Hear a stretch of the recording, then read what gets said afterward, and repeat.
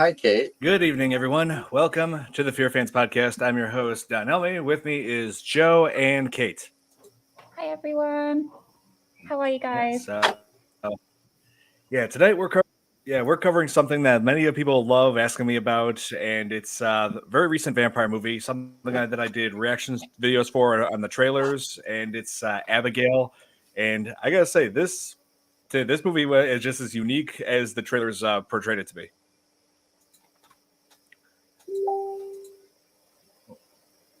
Yeah, definitely. I just have to say, Don, have you had a haircut? Yes, I have. It looks really great. Thank you. Yeah, Appreciate that. it's true. So So I have to say, I haven't seen the film, but I've seen lots of clips. I've read about it. I have yet to see it. I'm really excited. I really like the twist because you think they've kidnapped this girl. It's not nice. It's a horrible thing. But then that kind of twist where it's like, oh, damn. Like, Yep. she's It's got vampire. a couple of twists. It's got quite a few twists to it, yes. Yeah. No way. Okay. I'm okay with spoilers. Okay with spoilers? Okay, because there's plenty Okay. of them. Okay.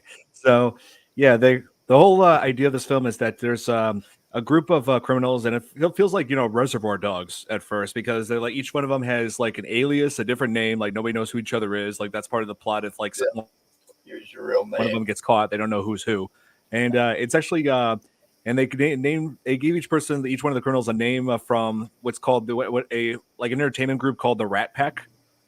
And let's like one character is named Joey, which I'm guessing is short for Joey Bishop, and let's see Dean, like Dean Martin, Sammy, like Sammy Davis Jr. Oh yeah, Frank, like Frank Sinatra.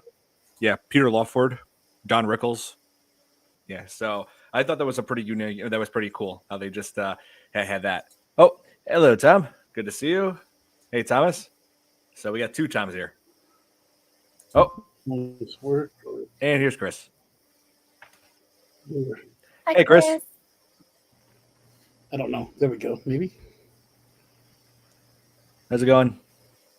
Good. I've been having Please, technical issues with these for like an hour. Oh, I got you. Yeah. So yeah, tonight we're covering like a pretty unique. This actually turned out a lot better than I thought it would. Abigail, like it had a unique premise from like the trailers, like where these criminals are holding like a 12-year-old girl for like a ransom, who is like the daughter of an underworld crime boss, and only discovered that she's not a 12-year-old girl like she appears to be. She's actually a 400-year-old vampire. Yeah, I definitely have to watch this. Can I just ask, is anybody having delay issues? So Don is talking, but you see him talking. Like, is there a delay with anybody, or is it just me? I'm not sure. I don't, is everybody seeing and hearing me clearly? I do, yeah. You might be a little bit odd, but nothing horrible. Not like a Kung Fu or anything. I don't have any leg issues here with that. It's not happening. No lagging. Okay. Well, that's kind of hard when you got like a supercomputer sitting here. Yeah. I've got all the power. I got more power than I need to run this. No issues. Gotcha. Okay, that's good. Okay, if it continues, I might have to exit, and I might do that now. I loved. I'm gonna come back in. Oh, okay. Okay, sorry. Yeah, we'll wait for you to come back in. Oh wait, here's Jeremy. I think he's about to join. That movie was a little slow to start for me, though. Yeah, it kind of did have a slow start. A little slow for me to start. I was like almost ready to call it quits for a minute, and then the two were in there. The one gal that from the criminal team was in there because she's the only one that should be talking to her, right? And then she's like, she like makes that like kind of taunt. Yeah. Like, here I am all chained up. Yeah. But I'm going to kill you or you're not going to make it, that kind of taunt thing. And that's when it's like, okay, this is about to get interesting soon. That was me too. I was like, I'm going to turn this show off. God, I'm sorry I bought it. And then bang. And I was like, oh my God, I'm hooked. But But other Yeah. than that, that movie is one hell of a good vampire movie. I'll put it up there in the top 5.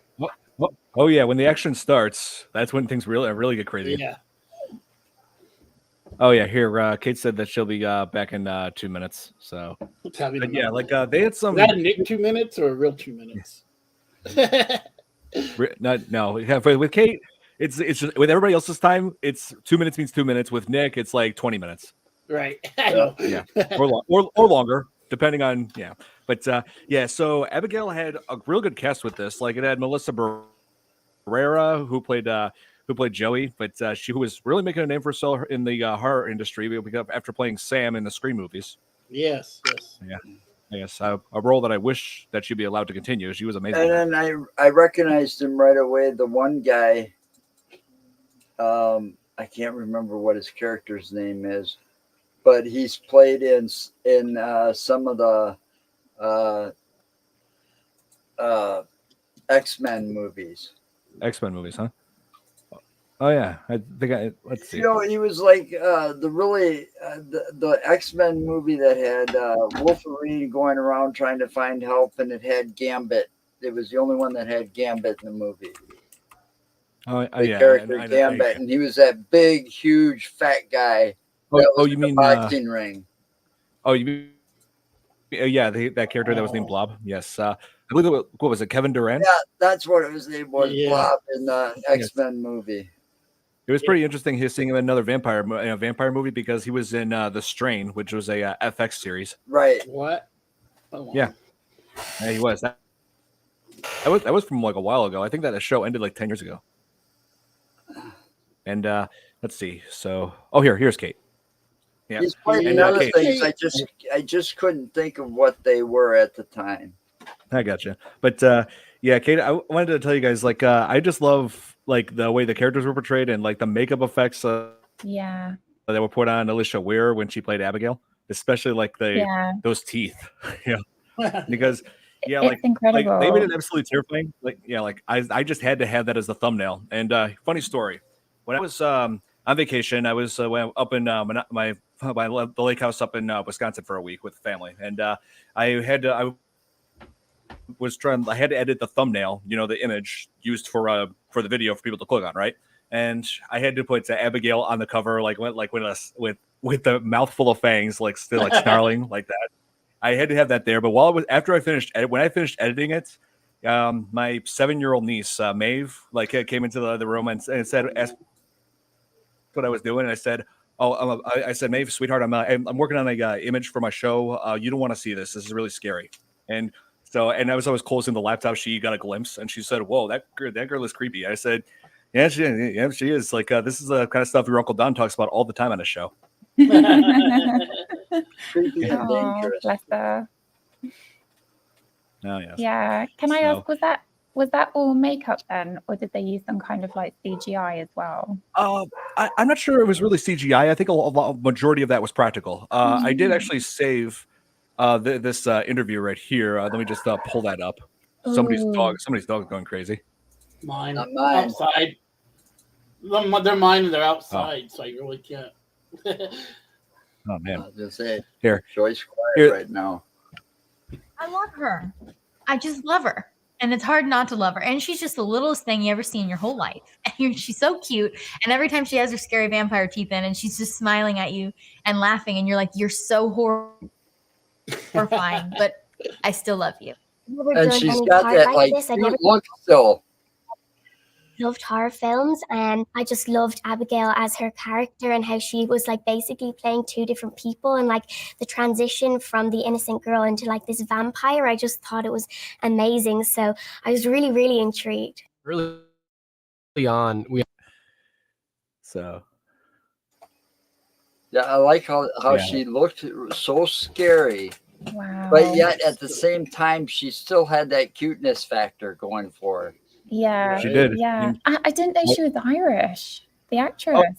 Oh yeah, I believe so. Yes, and she also played Matilda in last year on that Netflix movie, Matilda musical. Oh, that's where I've seen her from. Okay, yeah. Yep, that's true. Yes, and Yeah, like, and I just love like the unique how unique her character was, like being a ballet prodigy and was actually applying her ballet to like when she was chasing down everybody, like just doing all those poses and jumps. And kicking her I ass. just read she performed her own stunts in that. She did, and the directors, everybody on set everyone on set was so impressed by what she can do as far as ballet that they made they applied that to all sorts of scenes. They just kept on. They just wanted to get as much as they possibly could out You of want that. to say hi? Yeah. I mean, why wouldn't you? Oh, hello. This is puppy. Aw. Hi. Is We've she a been go- vampire? We've been gone all day, so she gets real needy and stuff, and when we get home. We were gone all day yesterday, all day today. We're going to be gone all day tomorrow, Thursday, Friday, and possibly Saturday. I see. Taking a lot of road trips.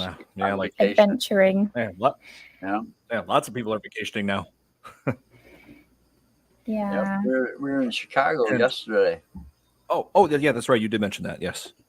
Yeah, Resurrection Cemetery and Bachelor's Grove and a few other places that we went to.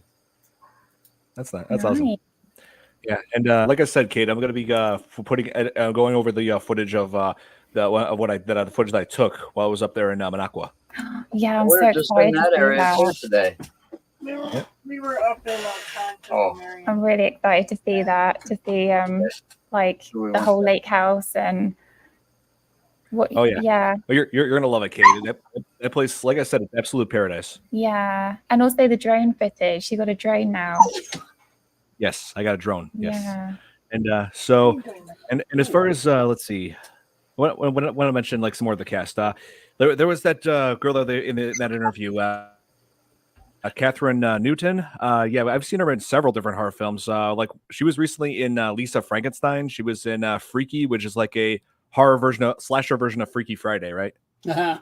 And yeah, and I remember first seeing her years ago she was the girl in Paranormal Activity 4. Like not the best one out of the series though, but yeah, it was something for her to start with. Let's see. Who else? Let's see. Oh yeah, Dan Stevens played Frank, the character that dropped more F-bombs than anybody else in the movie. And so yeah. And he played Beast in the live action Beauty. And he's in oh my gosh, Downton Abbey. Downton Alley, yes. Yeah. Downton Abbey. Was a huge British TV series. Oh yeah, my parents love it. Yeah, so good. Yeah, so I was kind of surprised to see him in this, and I remember first seeing him in the live action Beauty and the Beast with Emma Watson. He was great. Yep. Yeah. He was in Godzilla. Oh, that's Hermione. Here, I'm trying to figure out what that name. Hey, Billy. Wasn't he the one in Godzilla? I'm sorry? Yeah, he was in Godzilla versus Kong or X-Kong. Yes, he was in the new one. Yes. Yeah. Let's see. Wasn't he in a psychological thriller, Dan Stevens? Because I remember he lost loads of weight. Yes, he did. Let me take a look. I can't remember the name of the film. Here, Dan Stevens. Let me take a look. Yeah. Let's see. Psychological thriller, you said? Yeah. Okay, let me take a look. The Guest. Yeah. Let's see. The Rental. Let's see. No, that's a different show. Let's see. Call the Wild. Apostolate. Maybe Apostle? It was. Yeah. It was like a TV movie. Oh yeah, I think it was a TV series. Yeah. Yes, he's been in quite a few TV shows, and so is like the biggest name. Oh, here. Don, this is the third Universal Monster movies along with Invisible Man and Renfield. Oh yes, that's. I hear you. I guess, yeah. Yeah, like this is they're going like all out on the vampire movies now. There was let's see, like over the last year there was Renfield, which was about Dracula and his assistant Renfield, his familiar, and then it was Last Voyage of Demeter, which was another Dracula story. So, and also in the end when Abigail's father was revealed, like he was like I had a good idea of who he was. So, and then she what was her name? Joey. She was like asking if he was Christoph Lazar, and he said, I have gone by many names over the centuries, and I'm like, and one of those names wouldn't happen to be Dracula, would it? Yeah, no shit. That's what I So thought. it's too. it's heavily implied that Abigail's father is actually Dracula. That would make sense. Well, Yeah. if he says something like that, that's like something the devil would say. I'm Satan. I've gone by many names over the millennia. Mm-hmm. And you think about that, Dracula would say something pretty similar because he's supposedly the oldest living vampire. Yeah, he's the most famous of all vampires. Right. And I don't know if he's the first one, but, different movies. Yeah, Billy, they don't actually say, they never actually say his name is Dracula. It's just implied because he Right. said, I've gone by many names. And I'm thinking one of them might be Dracula. Well, what I saw when I was reading about this originally, when I first wanted to see it, is they were going to call it Dracula's daughter.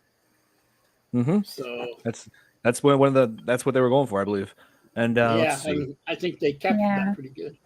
I mean, the name could have been Dracula, or it could have been Keith Richards. He's been around longer. And I like how I didn't follow a lot of the vampire lore, like how a vampire can be killed, and some things weren't effective on him that on her that you would normally think, and then also she had this unique power where after somebody was bitten, they became her puppet. Right. Literally her puppet. She controlled that person. That's pretty cool. That was crazy. Yeah, and like I was saying about Dracula, like I of course love the original story by Bram Stoker. Yeah, it's a good book. It is. And what was I going to say? Oh, here. Oh, look here who's he here. is. Nick. What's up, guys? Hi, Nick. Even I beat you. Nick. Almost 20 minutes. Yeah, you got it. Jeremy was almost right. So Jeremy was almost right. Jeremy won that pool. Yes, he did. So you were. I just Larry finished working out, so it was a good workout. Okay. Jeremy wins a pickle. Yes, he does. Yeah. I'm surprised here. Tom's not here.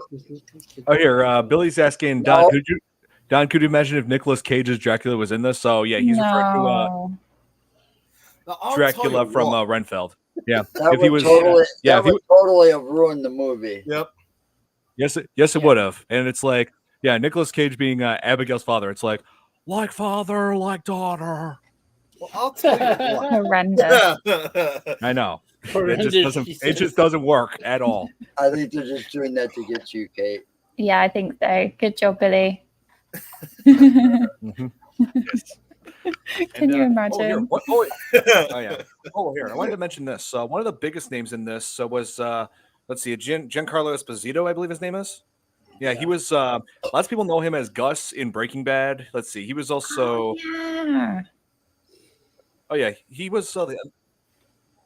Yeah, that's right. And let's see, recent TV shows he's been in was, I think he was the voice of Lex Luthor in Harley Quinn series on HBO, which I think is hilarious. By the way, I love that show. Those are great. I love those. Yeah.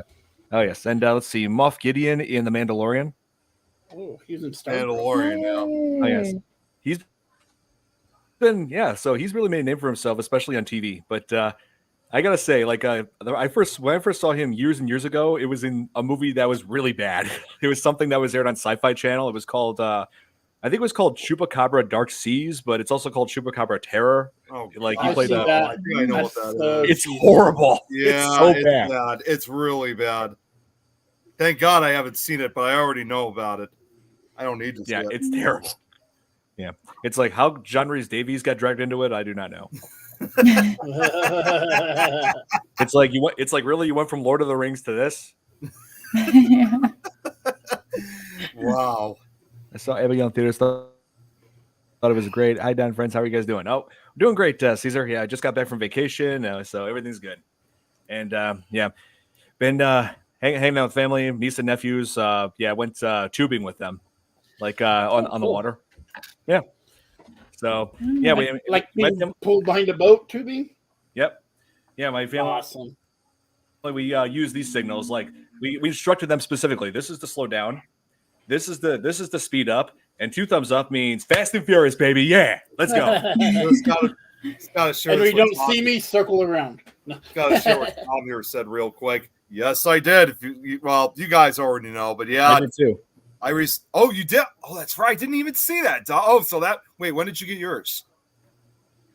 2 days ago. I got mine on Friday. So just like a day apart, or so that makes two of us then. Yeah, 2 days apart. I got it on 2 Sunday. days apart. Just the Yeah. two of us. Must be. Well, I'm also. I will just say this. I also had to get a haircut, not because it needed to be cut, but it was actually because I got a wedding coming up this Saturday, and we're supposed to get a family picture. Oh. So we're Congratulations, Nick. I didn't even know. no, I'm not the one getting married. It's not me. I'm not the one getting married. it's my cousin that is, but we got to get a really good family group shot. So my folks want me to get a haircut for the occasion. I'd walk. Oh, nice. My cousin's getting married in 2 months. Get my haircut. What's that? I'd walk into a church and risk spontaneous combustion before I got a haircut. Oh my god! And what were you saying, Don? I was saying my cousin's getting married in 2 months. Oh, nice. You guys getting a photo too? Another one bites the dust, huh? Yep. Wishing the absolute best. Yeah, me. I'm wishing the absolute best for Nick and Kate. I'm trying. Awesome. I'm trying to be. I'm in a mood today. And you brought up, and hey, funny that you brought up spontaneous combustion. Yes. Wait, let me just read this. If Abigail met Blade, Abigail would die. That's it. Yeah. Yep. Yeah. And see. I don't know about that. Yeah. I mean, Abigail is one little devious, manipulative, I'm serious. I mean, no, it's not. No, I'm not laughing at you. I'm laughing at what Tom Nicholas said. I don't think Blade would know what hit him. And besides that, at the same time, her people that she made, her victims, she can control them too. Yeah, that's true. Yeah, so, powerful. And she's been around probably longer than Blade was. Yeah. Yeah. The only advantage I think he'd have is being a day walker. Yeah. I mean, she is 400 years old and is trapped looking like a 12-year-old. Right. Yeah. That would piss me off. And I have not seen it yet. I'm seeing it this week. Deadpool and Wolverine. I'm seeing it this week. I was going to ask you, Don, when you were going to go see it, because I was going to ask you wanted to go see it like we did 2 years ago. I was seeing it either Friday or Saturday. It depends on when I'm busy. Well, that might be an idea for one of our trips. Yeah. You, me, and Joe go see Deadpool? That would be awesome. I mean, go to drive-in and see it. Ah, yes. That would even be more fun.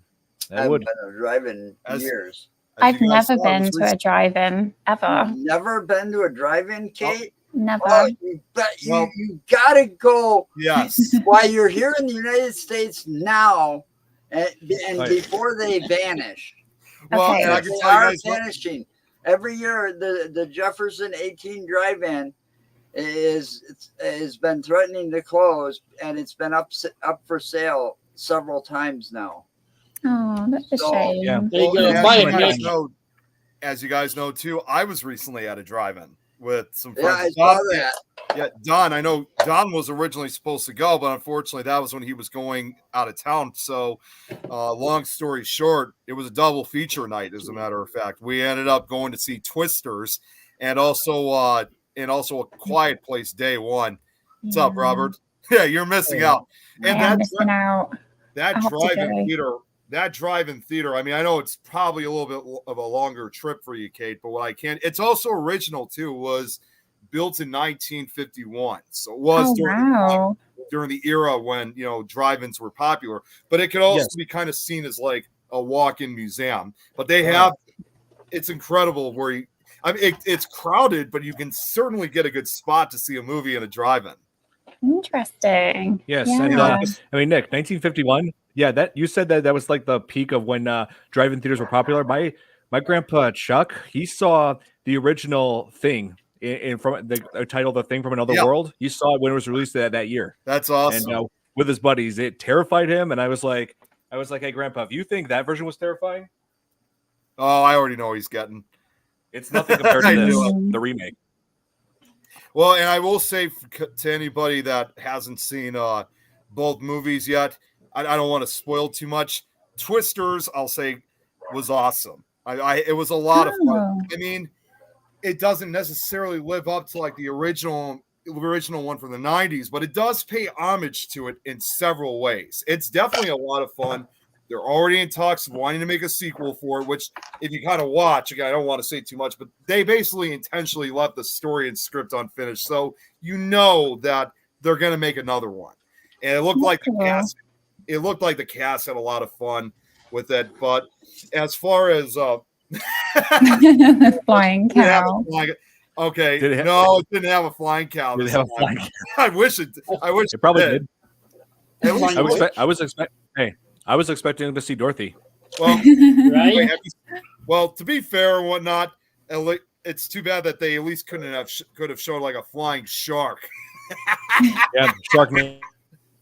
It was going to be a Sharknado series. It was going to be a Sharknado sequel, another one. And then as far as for A Quiet Place Day One, I wasn't too crazy about it. It was okay, I would say. Well, unfortunately, because this was a double feature film. Wait. Before I continue on, what Jeremy just said. No, you were right on schedule. You win this one. I got here 20 minutes. You win a pickle. Yeah, you were. But for Quiet Place Day One, okay, so because we saw it at a drive-in, unfortunately, by the time they aired it was like 11 o'clock at night.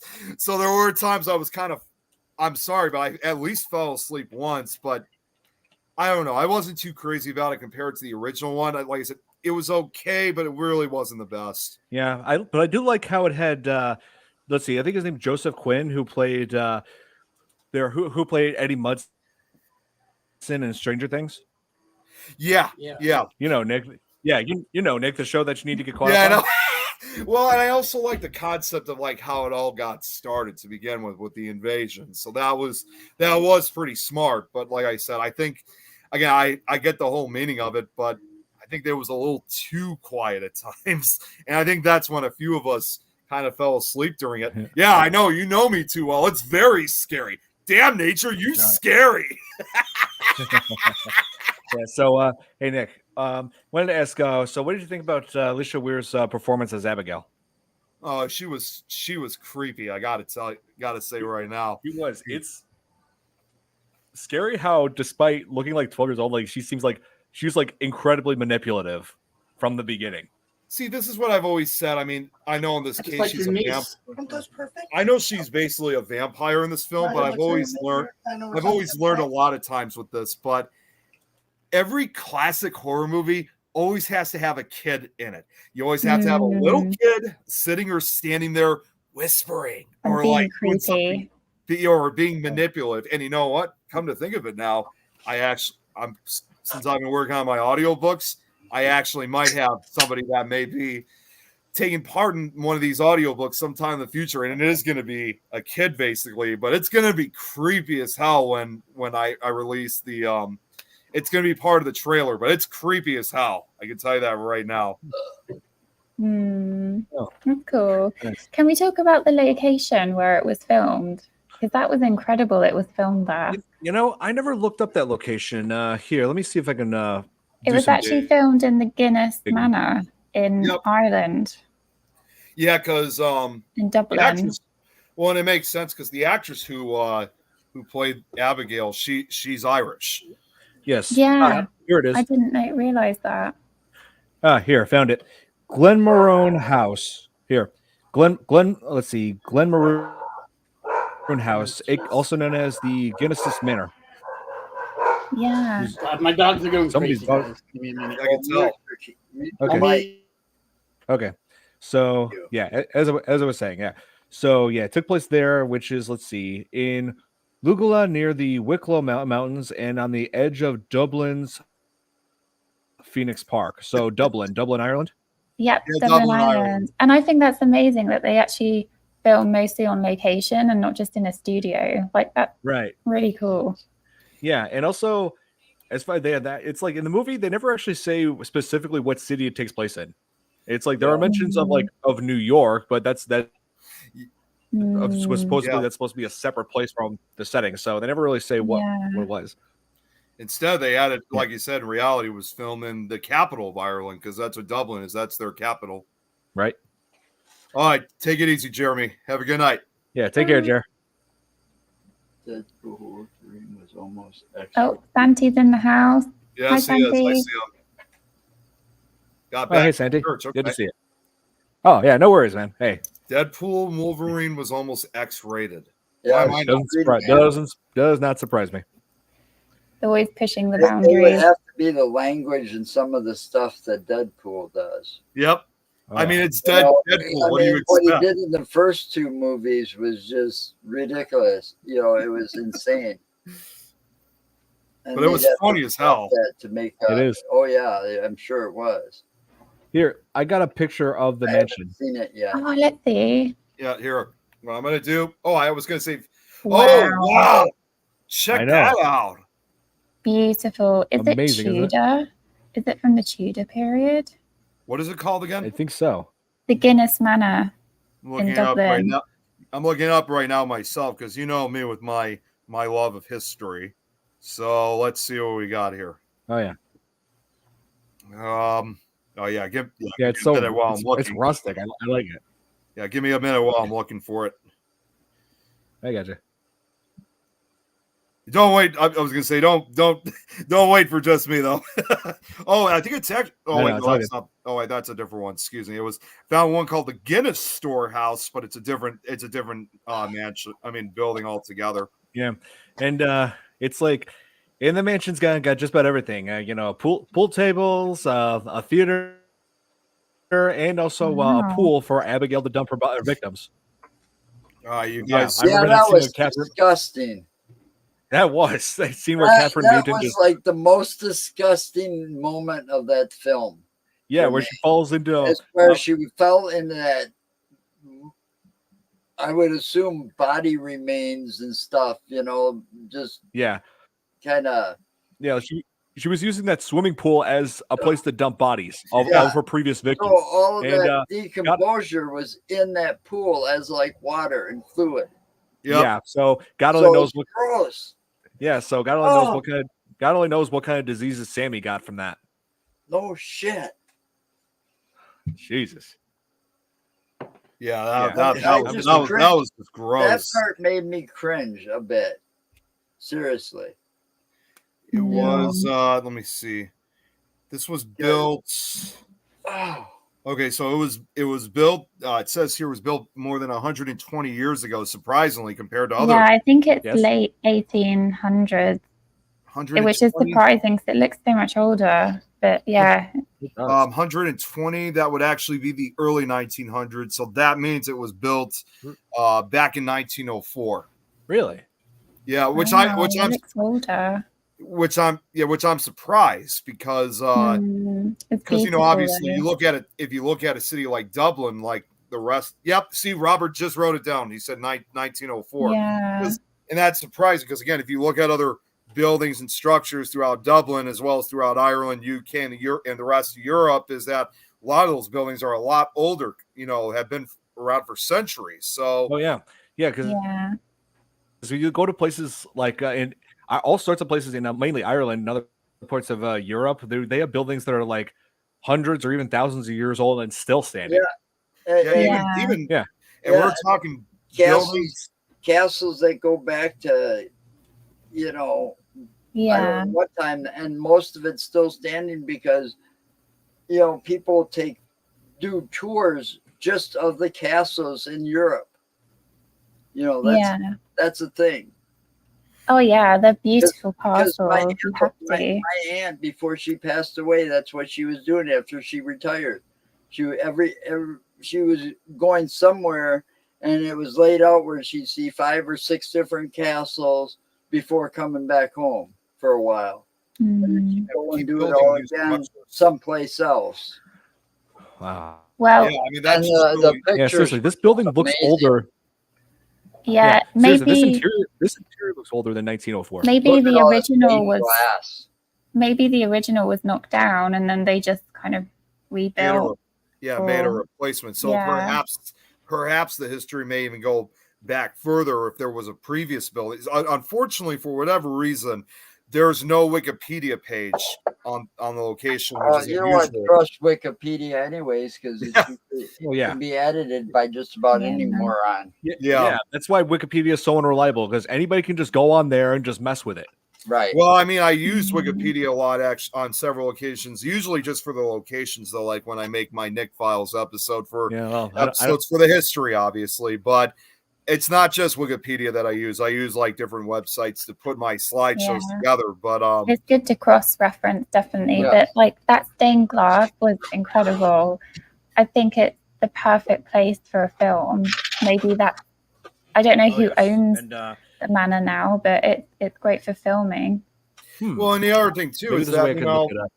well, I could even throw in another example of a good plate of another location that had been used for a movie, and that was called the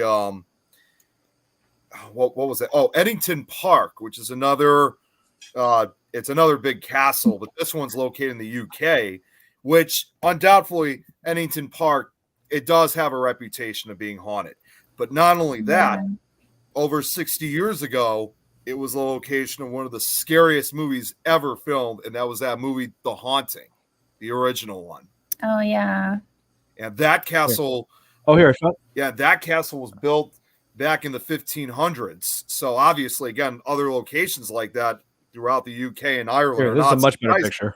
Oh wow, That's it's really stunning. cool. It's really there we go. stunning. That looks incredible. Wow. It does. Yeah. It does have that Irish look to it too, because it looks like a giant, like almost like a pub in a way, but obviously much larger. It's so rustic. I love it. It is. It's gorgeous. Can I just say, so I'm from Norwich in the UK, and we have a super old castle. It was finished in 1121. Wow, so almost 1,000 years ago. And Henry VIII has been there. Like it's so iconic. It's Norwich Castle. So yeah, if anybody goes to the UK, go to Norwich, see the castle. Awesome. It's so cool. I got one other one to throw, and this one's in Ireland too, and it's a place I've heard of called Oranmore Castle, which surprisingly, Jenny from Ireland, she hasn't, again, another haunted location. Jenny hasn't investigated it yet, but she knows about it. And that was built probably about 50 or so years later after that one you were mentioning, Kate. That one was built in 1170. So it's just amazing. Oh, wow. So it's just still amazing. There. Yeah. Well, it's amazing. I mean, these locations, not just in Ireland, but since you're originally from the UK, all these different locations you guys have existed long before we even became the United States. And that's what I find. Yeah. Well, that's what I like is you have heritage sites and you have grade listed buildings. If it's like a second grade listed or third or first, they're all protected. You can't just knock them down.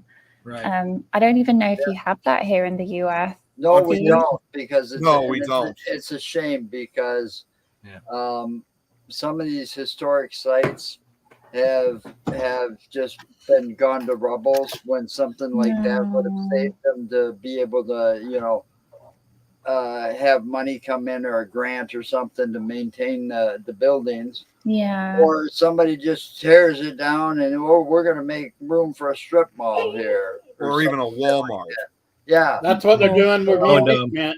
I mean, they should do it and turn the places into little museums like they did with, I mean, the only reason like some of these places exist is because the person that got famous and was born there and got famous there was a whole TV series about her. Yep. And about and I have yet, that's one thing we might do Thursday instead of that is go all around the Laura Ingalls Wilder places that still exist. That's cool. Good. But here. I wanted to respond. I wanted to respond to Tom's comment here. Let's see. Probably the biggest problem I have with the movie is that the trailers spoil way too much.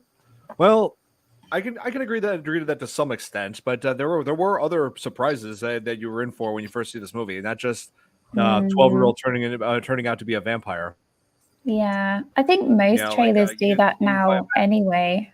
Like most trailers spoil a lot of Yeah. the movie, but Oh yeah, Trump would love fighting vampires.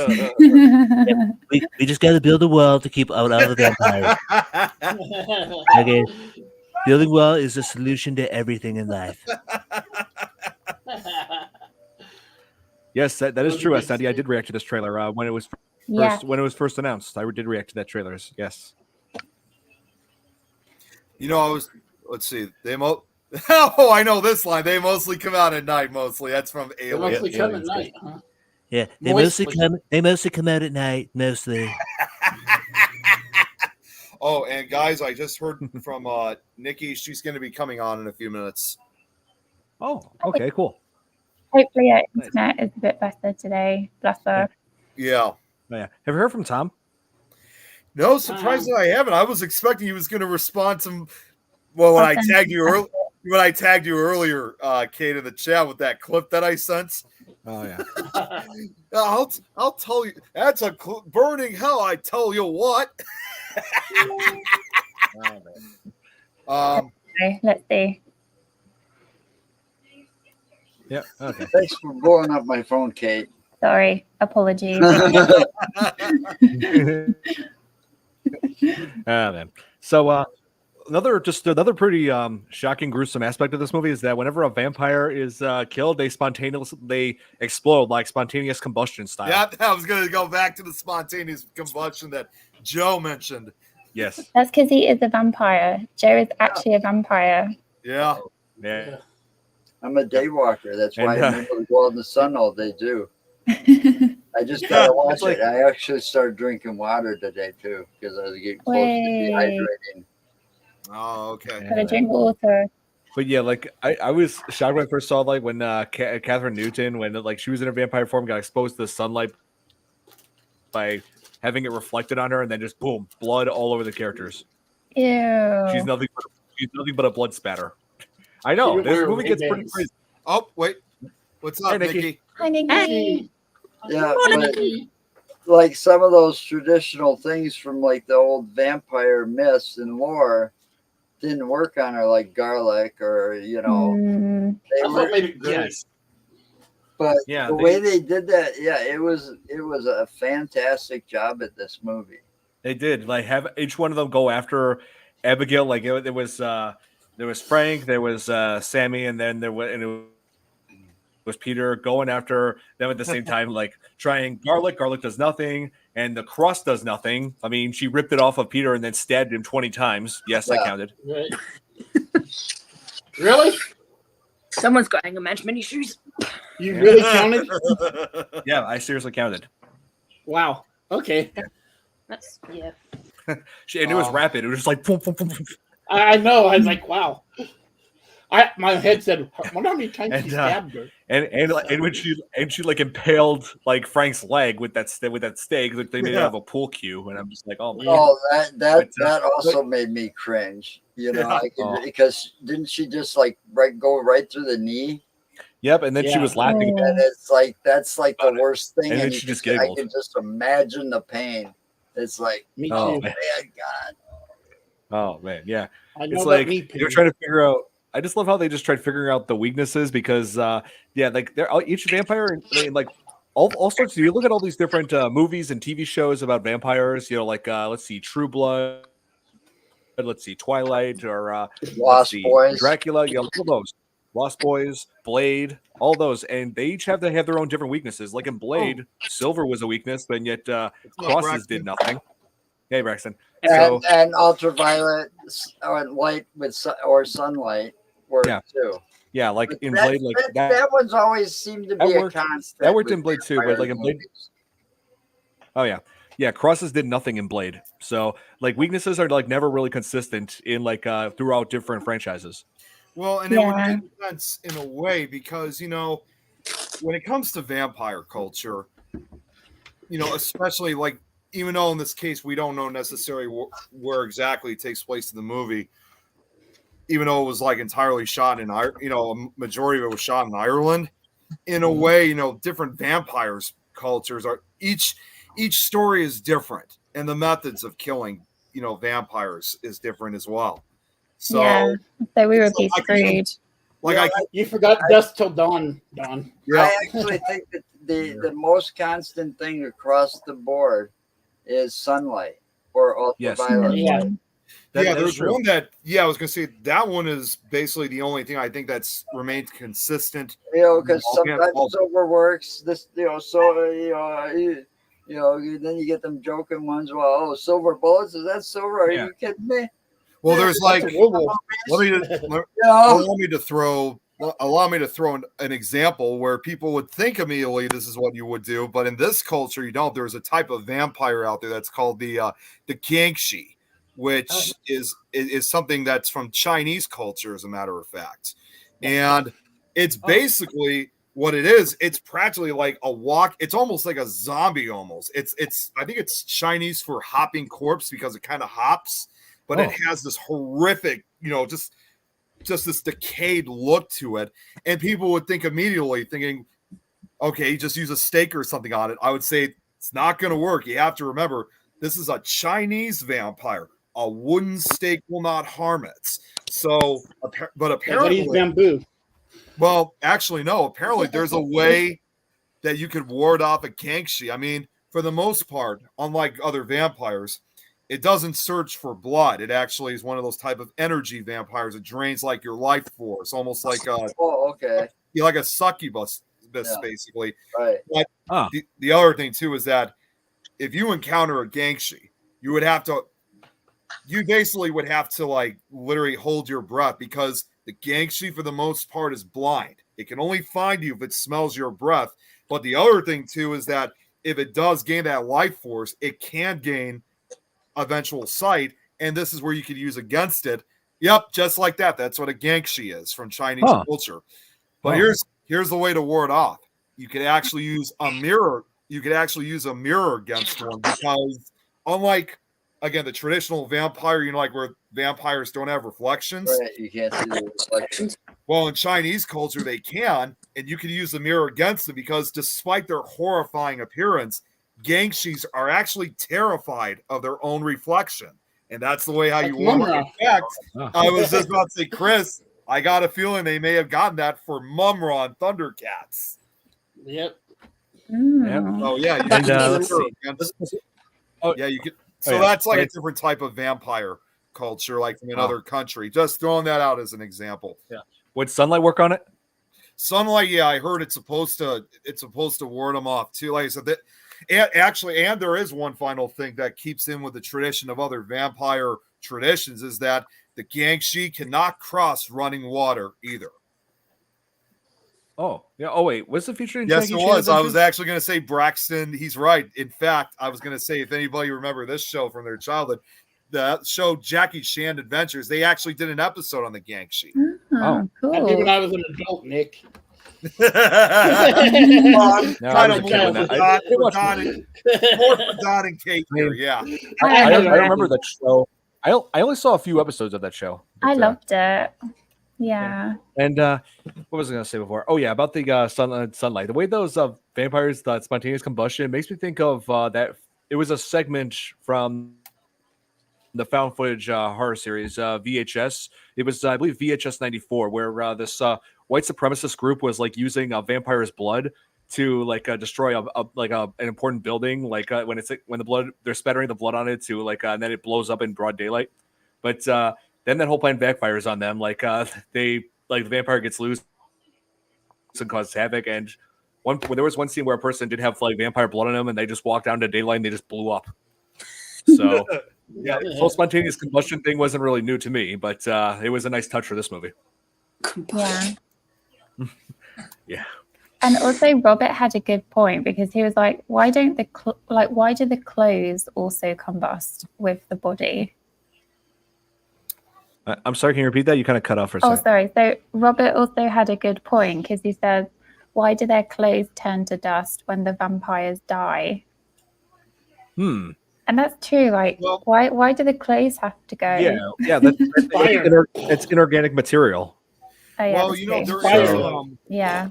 I was thinking of another Yeah, show that did something just like that. This was a show I recently introduced you, Don, several months ago. It's in fact an anime series. If you guys, Kate, you might know this series because even though it's anime, it was set in the UK called Hellsing Ultimate. Did you ever see that show? Oh yeah, I did. Yeah. If you look at obviously Alucard, who suspiciously a lot of people believe he's basically Count Dracula. Yeah. It's back. Well, not only backwards. He's often shot down and torn apart several times, but every time he goes back and restores himself, his limbs, his head, his clothes come back as well. Like they're literally a part of him. Oh. Yeah, like he wears like this red coat, and although he does at times switch his clothes, every time like he loses parts of his body, he comes back with the red coat and suit, and even a hat, the wide brim hat that he wears. Everything comes back. Yeah. Wow. What was that? like Santa. It's like Blood Rain. So he's Santa. Blood Rain, Santa. yes. I mean Satan. Satan. Santa. No, Satan. No, wait. I was reading that, and I'm trying to think, what was that movie? And it's like a Blood Rain. Blood Rain. It was a video game at first. I didn't like the movie. It was a video because, game first. video games were decent at best, but the movie's horrible. I mean, I expect nothing more than horrible from Uwe Boll. Uwe Boll. That guy is a complete joke. He's known for making terrible video game adaptations, such as like you said, Blood Rain, and also House of the Dead and Alone in the Dark. I cannot decide which one is worse. Yeah. 1A, and 1A. If I watch his movies, I cannot watch his movies without the feeling of my brain cells dying one by one. Oh, hang on a second. I saw you put a comment here, Nikki. Hang on. Yeah. It had to come as something. What would you be? Oh, that's a good question. There you go. Oh, I love Buffy the Vampire Slayer. Yeah, Sarah Michelle Gellar, she's great in that, and also my celebrity doppelganger's in it. David Boreanaz. David Boreanaz. Yep. Nick, what would you come back as anything? Oh man, that's a good question. Come back to me on that. Well, everyone else answers that question. Someone's dog like whining or something? That's Joy. Oh, okay. She's being vocal. I mean, you gotta expect that from a husky. Oh yeah, huskies. They're very the most vocal, and if they don't get enough attention, or you're eating food in front of them that they want, they're gonna speak up. They're not gonna keep quiet. Sounds like my daughter. That's my uncle's dog. Yeah, Rigatoni. Yeah, that reminds me of Rigatoni. Your uncle's dog is named Rigatoni?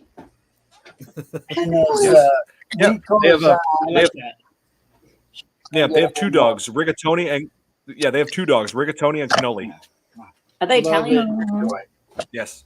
Okay. Yep. No, I'm not putting you outside. It takes off running. Oh, Robert here says, I thought it was one of our Irish wolfhounds. Oh, that's cute. Wait, hang on. Well, I got to see what's all three of them are worse unless Mr. Krabs gets so bad it smashes everything on a shower. What? Kate, if you came back as something, what would you come back as? It could Oh, be anything. that's a really tough question. There's so many choices. Yeah. Yep. It's for me. If I were to come back I would be a zombie. It's like. Oh wait. I think I have. Because I'll tell you why. I could become Dawn of the Dead. Oh, that's awesome. I was gonna say I think I might know Yes. the answer for Kate. Actually, she'd probably come Nick back Cage? as a reincarnation of Nicolas Cage. Oh my gosh. Well, at least I would. act Nick would come better back as than a he cockroach. Nope, no cockroaches. I have risen back. One cockroach. I've risen back from the great beyond. does. Do you know what? I'm going to go with that. I would come back as Nicolas Cage, and I would reimagine his career. Robert. Yeah. Have him make him avoid the Wicker Man. Yeah. Zombie Trump. Yeah, We'll come leave back that to and you, Zombie Chris. Trump. Yeah, we'll leave that to you. Nope. Yep. Now that I'm back from the dead, yeah, we gotta build a whole new wall. You know, because people want to kill my people. Let's see, people are becoming zombies, and we're gonna keep all the zombies out. Build a wall to keep all the zombies out. And then do Illegal you know aliens. what? Do you know what would happen? Nicolas Cage would be president. I wouldn't mind having him as Oh president. my god. Vote And for he probably, Nick. Vote for and he Nick. probably if people I don't want to get too political, but if Republicans basically don't agree with what he has, then he could just say this here, like I was like showing the background.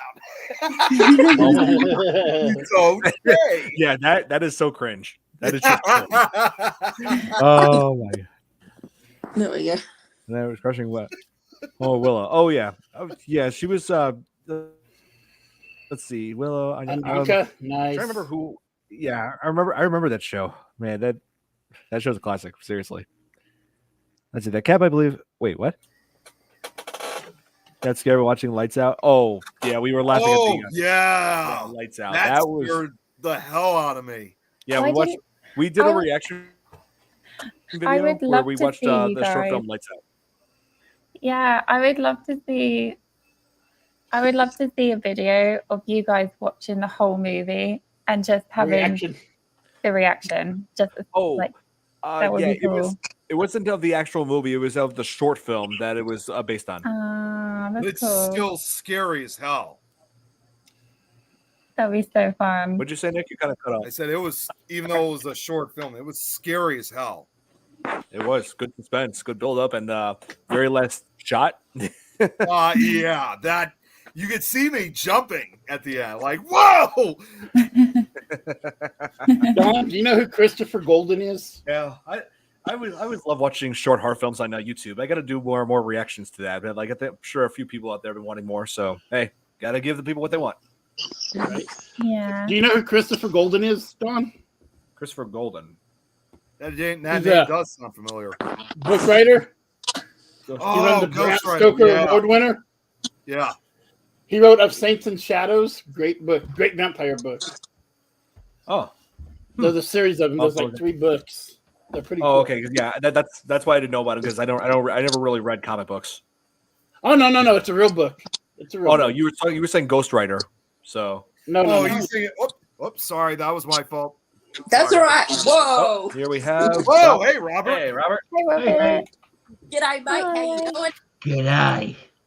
G'day. How you doing? I'm good, bro. How you doing? Oh, bloody fantastic, mate. Have you got a shrimp on the Barbie?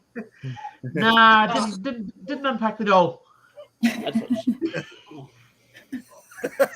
I love it. Oh yeah, that's right. Allison had that's her name. Someone Gabrielle too. Oh, it was Dina. Yeah, I didn't watch Dina Yep. though. I know of Yep. the show. I just never really watched it.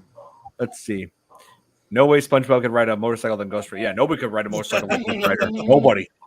Honestly, I hated Ghost Rider with Nicolas Cage. Like, It had Nicolas honestly, Surprise. honestly, Oh yeah, so disappointing. What the hell? right. Oh yeah. So Robert, have you seen Abigail? No, I haven't. Oh well, it's definitely worth seeing. It's like like I know that Hollywood has been putting out a whole bunch of vampire movies over the past year, but Abigail I believe is the Yep. best out of all of them. Okay. And Yeah. like great performances by Melissa Barrera, who also was in the Scream movies. Right. Yep. Let's see. And when I first saw this and like saw the interviews of the girl that played Abigail, Mhm. what was her? What was trying to remember her name? It was Alicia Weir. Yeah, like she was. I was amazed to learn that she's actually Irish. Okay. Oh, Yeah, she could pull off a great American accent. Yeah. I wish I was one of those people that are really, really good at accents. Like some people just do it Multi-vocal. flawlessly. Oh. And they have all these personalities and they have like such good, like flawless accents. And I can only do one.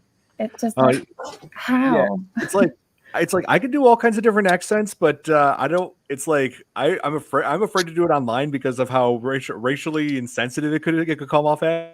Okay, no, yeah. So yeah. Well, it's just But, amazing yeah. to think too, like how you got all these well-known actors that you would immediately, like, if you didn't hear of them before, you would immediately think that they're just simply American actors. When in reality, you have a lot of them. Like Christian Bale. Oh, yeah, I Christian didn't Bale. know he was British.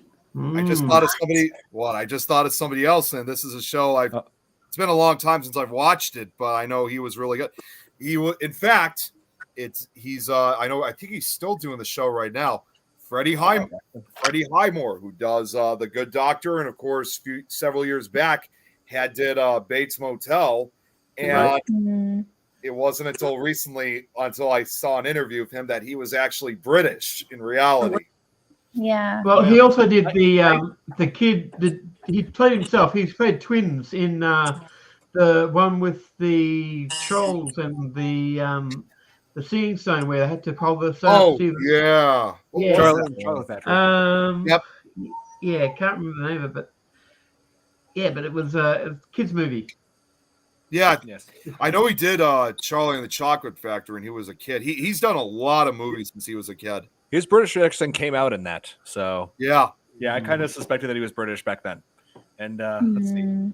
Oh, and it's like I said about internet, like voices of other like all these accents. So it's like one that I always enjoyed doing as a kid was Sean Connery. He has that Scotsman accent.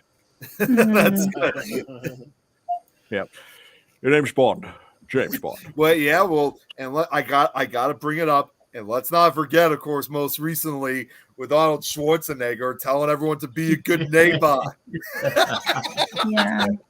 Yeah, we're destroying the monsters in Minecraft because we were destroying monsters in Minecraft because they will not be good neighbors. That's what I said, neighbor. That's what I said, neighbor. Yeah, I will say this: the very first voice that I ever attempted, about to in like 30 minutes. Yeah, the very first voice that I ever attempted as a kid was Stitch from Lilo and Stitch. Oh yeah. So, I was 10 years old at the time. Yeah, I was 10 years old at the time when that movie came out, and I was just saying things like, "Oh, Hannibal's family knowing the stuff or forgotten." And then I was altering that voice to sound like Gollum. I altered that voice to make it sound like Gollum, and I was just saying stuff like, and then I just kept gaining voices from there. That's really cool. Yeah, well, the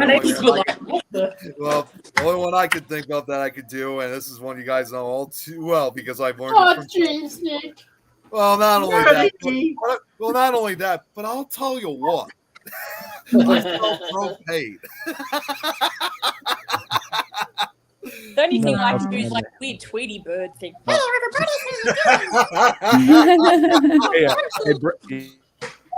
Hey, Braxton, that Hellsing anime, it's worth seeing. It's really good. Now, a lot of people have been saying that I need to do some more reactions to anime, but I'm hesitant to do so because I'm worried about copyright. So I may have to do some serious, I can't do it live, so I got to do some serious editing, chop it down to try to attempt to avoid copyright issues. Yep. Hey, look, Nick, there's my Abigail in my background. Oh, check that out. Yeah.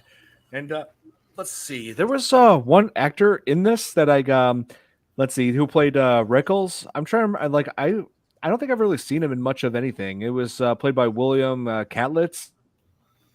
I think he's starting. His name is starting to get out there more. But here I should mention about this film. One name that died too soon was there was the actor who played Dean. It was Angus Cloud.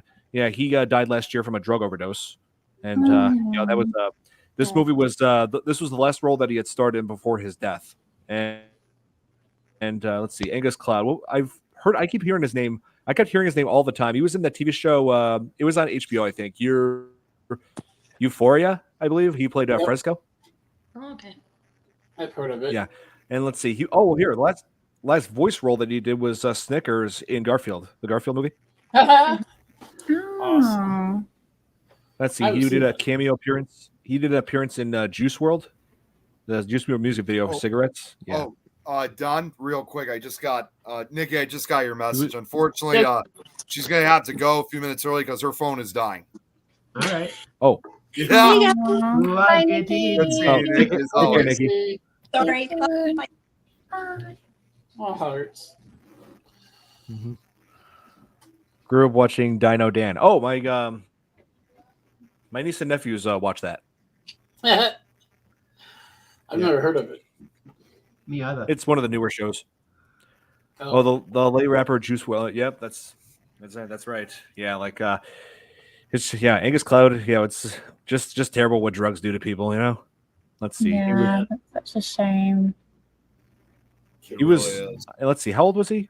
Let's see. How old was he? 1998. He was younger than me. Yeah, he was 25. Holy crap. There's no age.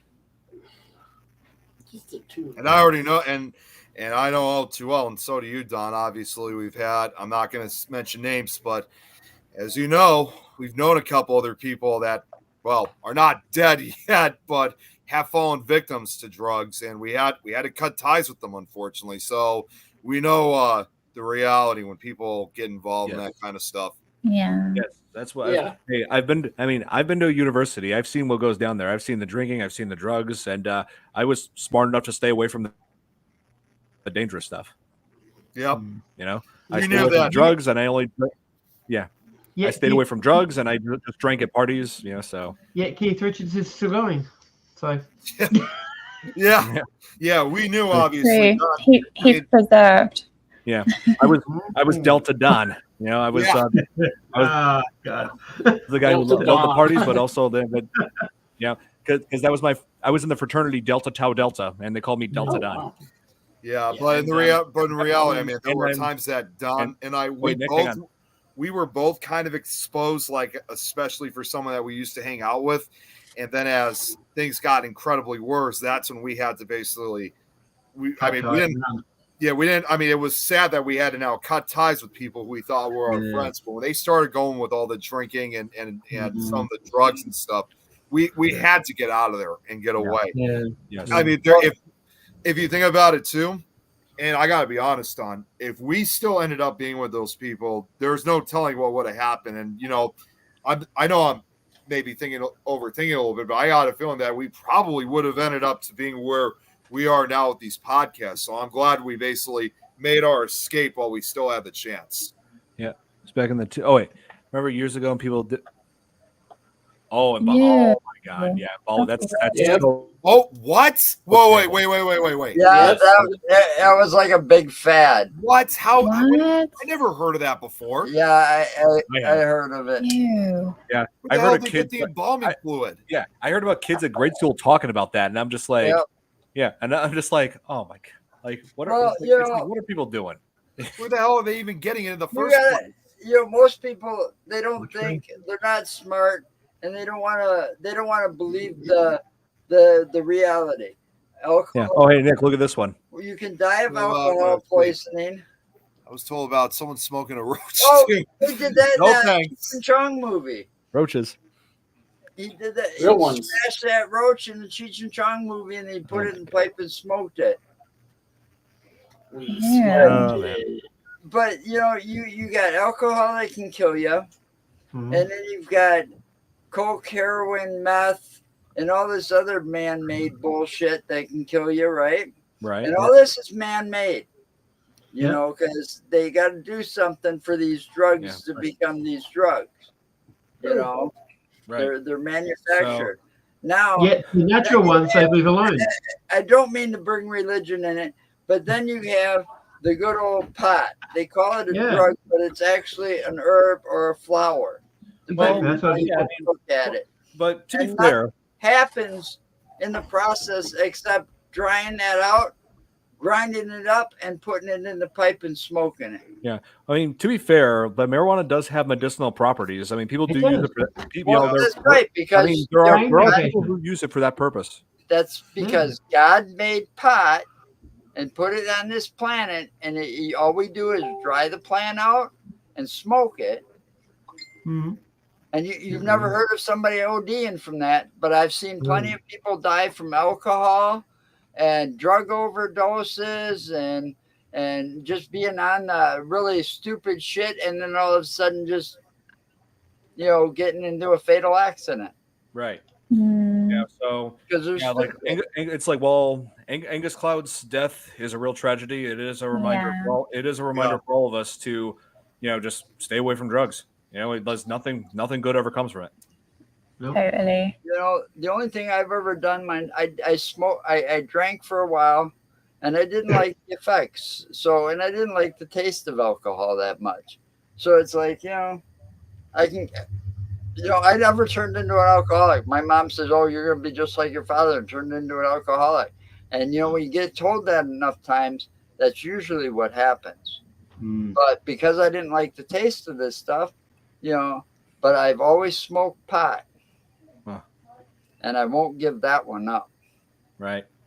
Yeah. So, Well, I wanted to ask about, what did you guys think of like the characters in this? Because like each one of them had like their own personality. I liked the way they did that. I really did. Yeah, they were so guys, diverse. I got what Sati just said. Clearly, Tom Hicks' hairstyle looks like Donovan Pad's hair. He played Steve's brother Joe in Blue's Clues. Oh man. Okay. Well, I never thought of it that way, but since he put it that way, now I guess I'm gonna have to start thinking about it. So yeah. And our clue for the day. Like I was saying, Joe, I really enjoyed like how diverse these characters were. Like their own personalities. Yeah, like, and then the fact that they weren't to share anything personal. There was rules in place. No personal information, no getting personal, and no real names. Yeah.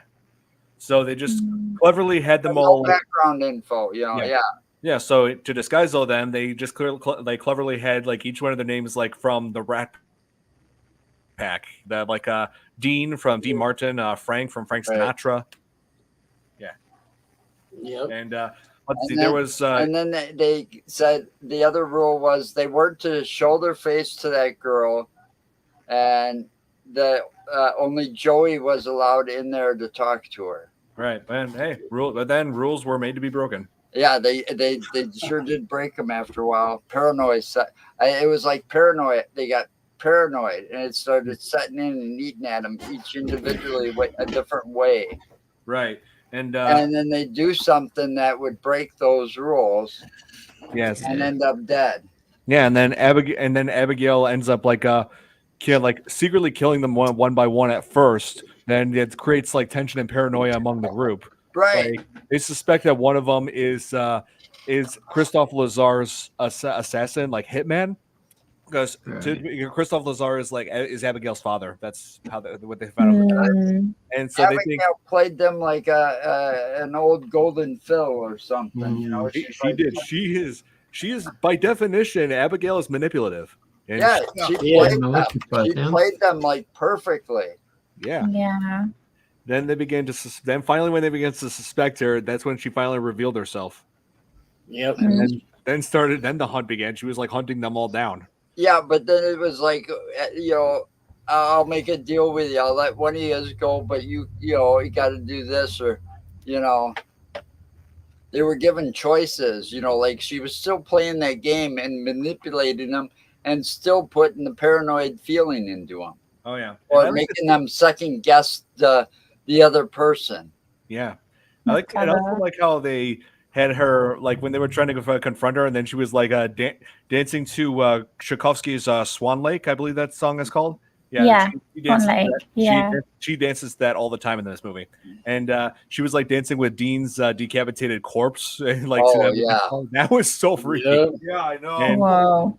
And then there was that scene where, to show her manipulative side further, was when they had her knocked unconscious and wake up in an elevator cage, and when she basically toyed with them, like thinking that she couldn't get out of there, but no, she would just busted that door down like it was nothing when she finally had Frank alone. Bruce, really think I let you keep me in here. And she does these ballet poses whenever she's chasing people. She did it right there, like. Or when she's kicking, she used those ballet moves like kicks too, and a couple of times they kick some guy, to kick their ass. Oh yeah. Let's see. Rick James cocaine's a habit. Yeah, that's true. I've heard them say those things. And let's see. Oh yeah, like that part where she was when Joey exposed Abigail's arm to sunlight and her hand just exploded, and then it started regenerating. So yeah, Abigail has all kinds of powers. She can she's not only does she use manipulation tactics, she can regenerate. She can like levitate herself. There was that part where she was levitating while holding Frank's leg. Yeah. Whoa. Yeah. So yeah, Robert, there's so much to see in this movie. Like there's so much crazy things going on. They made that one dangerous little 12-year-old. Well, but she wasn't. But yeah, she's 400. But yet she's 12. It's Yeah. mind-blowing. Well, yeah. I mean, she was bitten when she was turned when she was 12. So technically she is 400. It's just that That's she did kind age. of another rule that always has kind of been down, because it's one of those vampire rules. Like it's one of those things that's like you don't turn a child. Exactly. Yeah. Because they did it in Interview with a Vampire. They explained that rule very well in the Interview with a Vampire. So Have you seen the new series? they don't grow up because they get frozen at whatever age they get turned. Exactly. It's like Well, they did the same. They did the same in Twilight. Yeah, like that's the thing. That's one thing that remains consistent with some vampire, franchises is that when a vampire is bitten, they don't age. I mean, that it was that way in Lost Boys too. Yeah, that applies to Lost Boys. That applies to True Blood. And which is an amazing show, by the way. Amazing show, by the way. Mm. Yeah. That was mentioned in the Blade movies. Yep. Let's see what else. Oh yeah, Has anybody seen the recent Interview with a Vampire that just came out? I think I haven't. I want to see that. I want to see Nosferatu. I can't wait to see that one. Yeah, that looks good. Yes, Queen of the Damned. Yeah, Queen of the Damned. I remember Have that. you seen the original Nosferatu? Yeah, I feel bad for the actress who was in Queen of the Damned. She had died like shortly after that movie was released. Yeah, she did. Now, let me look this up. Here. A plane wreck, I think, right? Of Yeah. course, obviously, Yeah, like it you just was. said, Chris. I mean, Maya or something like that. Queen Well, actually- Latifah, wasn't it? I also Elia, wanted yes. to answer, Chris. I also wanted to answer your question because he asked if Don seen Nosferatu. I mean, we both seen it.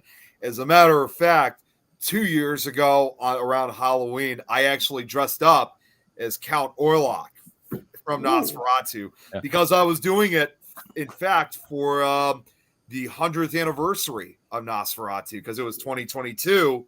Nosferatu came out 100 years ago, then in 1922. Here. Yep. Ooh. Aaliyah, yes, she was actually killed before the movie came out. She was in a plane crash. Not anymore. Sad. But she's hot. She's dead. Let's see. Probably would have been hotter with Romeo, the crash. Chris, Romeo Stide, Dr. Doolittle, Anastasia. Wow, she's worked on quite a bit. I wouldn't have kicked her out of my bed. Oh my gosh. Yeah, that's important. It's because I'm on vacation and I've been having fun. There you I've go. been in a 6,000 mood. years old. Wow. Yeah, she was. I looked. I saw that. She was That only is 22 very years old. sad. That Yeah, is way that's too terrible. young to die. That is Yeah. absolutely terrible. But Yeah, she was talented, and that's like a waste Yeah. for that kind of talent. I mean, God knows what she It could have is. done in her career with her She- looks and talent. She could have gone a long fucking way. She would have. Yes. Yeah, she Yeah. would have. Just tragic. She would have been a household name. Like, Oh, yeah. like a lot of the top superstar actors are. Yeah, just gone way too soon. Yeah, that's that. That's always a tragedy when you got talent, musicians. I mean, some of them that died too quick. I wasn't much fan of Michael Jackson as a person. I mean, I still think that was a screw job too on him. That whole thing. But Yeah. no one can deny how talented that man was. He was. Oh yeah, Yeah. he is super And talented. his music was legendary. Oh And yeah. for him to die and all the controversy around his death, that was really sad. Yes. Yeah. Because I adored his music. Oh yes. You know, So let's see. Prince is another one that went way too soon. Yep. Yep. That's right. Here, I Ray want Vaughan. to look at the directors of Abigail. It was directed by a duo that I was give called Hollywood 2 thumbs up for an imagination. Yeah, it was directed by a music or sorry like a duo that called themselves Radio Silence. Let's see, the directors' names were Matt Benelli Oplin. That name sounds familiar. Let's see, and Tyler Gillett. Let's see. Wait, let me look up his name. Oh wait, you know what? I now I remember. Now I know why I know this guy. He ran a YouTube channel called, let's see, Matt, Shad, and Rob. I believe that was called. This was years ago. I watched their channel. They put some crazy short films. Oh. Here, let me see. YouTube channel. Braxton said favorite song from MJ, Dirty Diana. Favorite song from Prince is When Doves Cry. Oh, here. Hmm. Or Chad, Matt, and Rob. Okay, that's what that was. Oh, yes, they did this video. There was a viral video where they tried to play an alien prank that went wrong. Yeah, I my God, that was him. Wow, he's come a long way from that. Wow. Wow. Let's see. Oh, Santi's birthday is coming up. Yeah. Oh, yes. Happy early birthday, Santi. Oh, so is That's the 28th in a 28. couple years. That's my wife's birthday. So wow. the No 28th, way. that basically 28th, that basically means in a couple years that'll be his forgot golden where birthday. Yep. I forgot where we're supposed to go that day. But she said that when we were on a ride, there's one of those paranormal type places or something Yeah. we're going. You know, I just thought of something, you know, because all this talk with vampires and stuff like that. Yes. With Braxton, who lives down in Louisiana, I'm not sure how far he is from like New Orleans. You look at a city like New Orleans, they are full of vampire culture, not just the history and ghost stories, but they have like vampire groups and whatnot. I mean, obviously not like what you see in Abigail, but obviously there's a lot of vampire culture. Of course, you know, to people You'd be outside. surprised across the U.S. I was going to how say much of that is in existence. Well, New Orleans and even New York City has its own kind of vampire culture too. And it may seem like, you know, obviously gross to people outside the culture, but that's quite a tradition. As a matter of fact, I never even told you guys this before.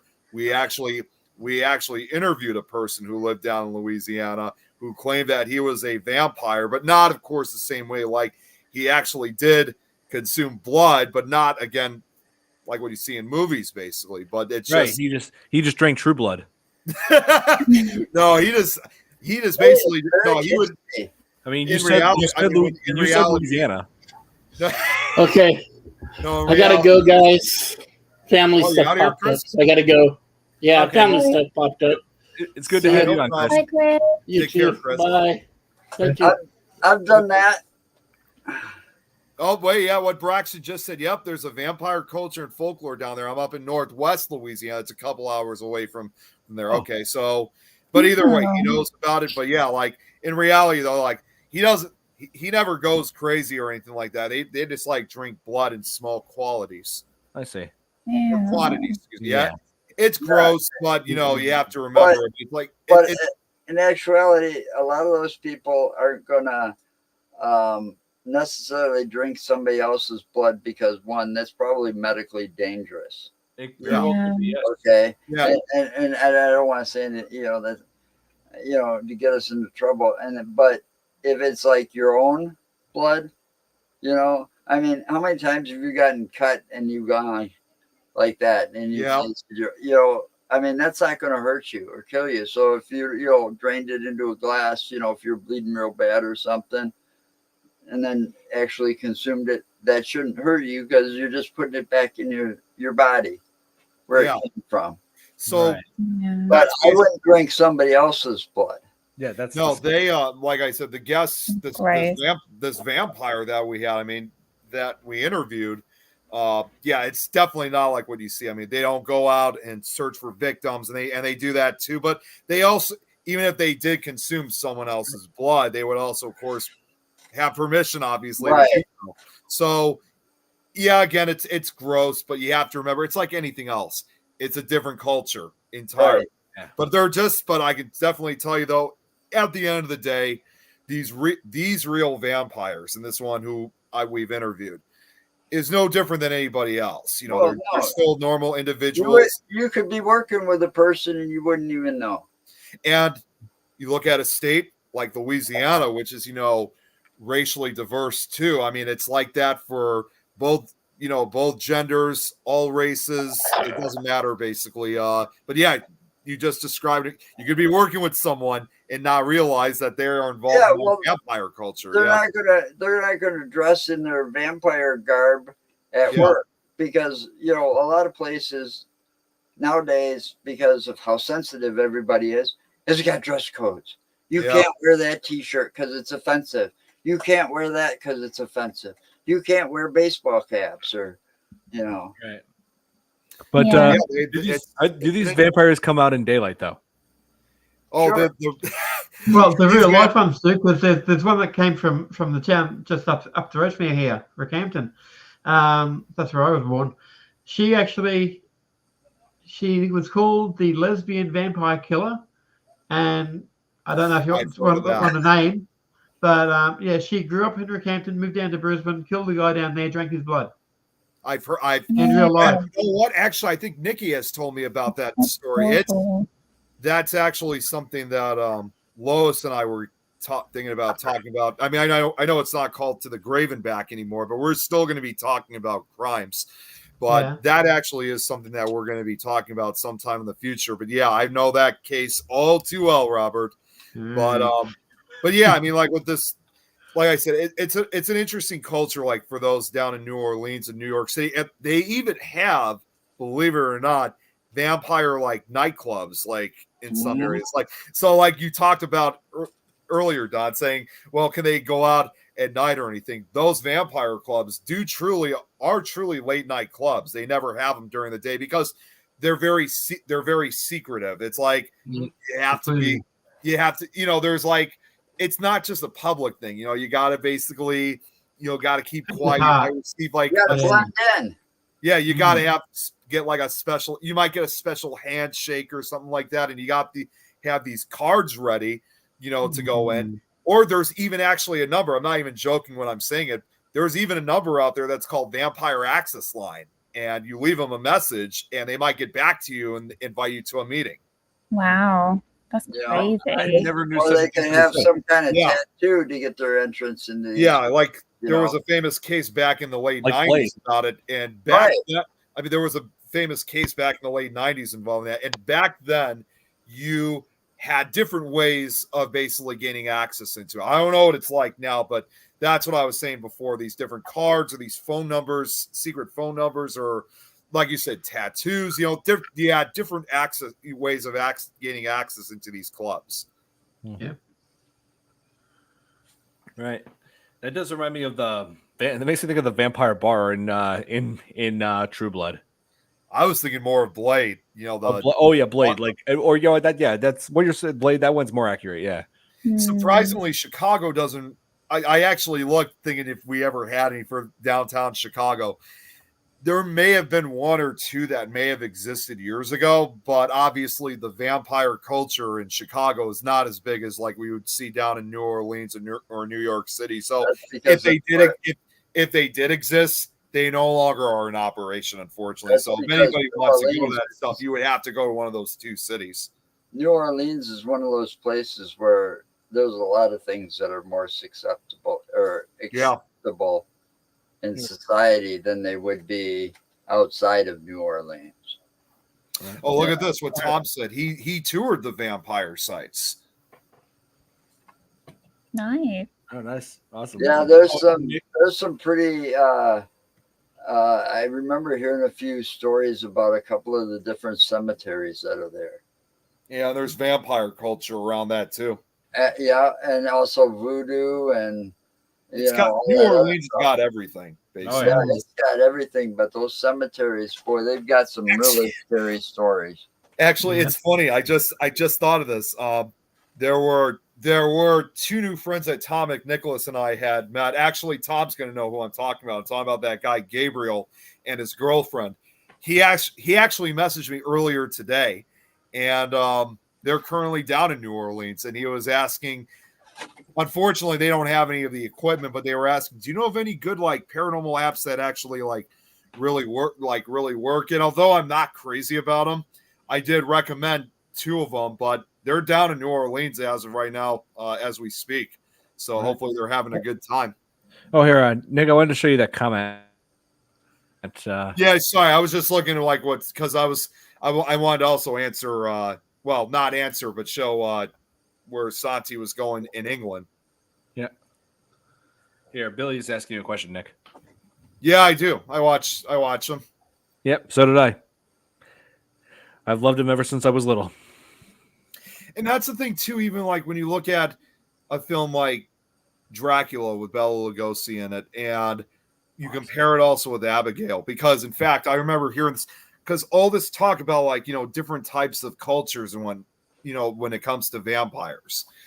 I've always learned that again to kind of give some differences or worldwide is that in the Eastern European cultures, as like kind of with this film too, the vampires pretty much appear as they did in life, with the exception. Oh, is that one of the clubs? Bar Sinister, what Braxton was just telling me to look up.